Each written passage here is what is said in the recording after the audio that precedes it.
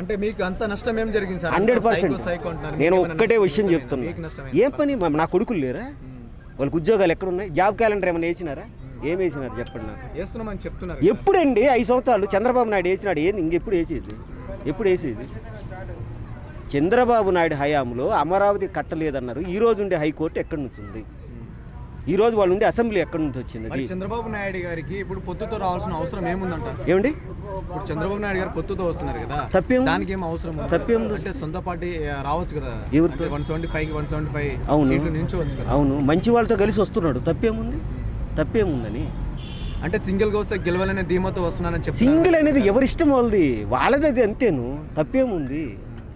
Okay, ఇప్పుడు ఆ పొత్తు నిర్ణయించడానికి వీళ్ళు ఎవరని వాళ్ళ ఇష్టం అది. సో ఉద్యోగ అవకాశాలు కానీ డెవలప్మెంట్ కానీ ఈ 5 yearsలో మీకు ఎలా అనిపించింది? ఎక్కడుంది మీరు చెప్పండి? ఎక్కడైనా జాబ్ క్యాలెండర్ వేసినారా? 5,000 రూపాయలు ఇవ్వడమే తప్ప ఎక్కడైనా జాబ్ క్యాలెండర్ వేసినారా? మీరు చెప్పండి.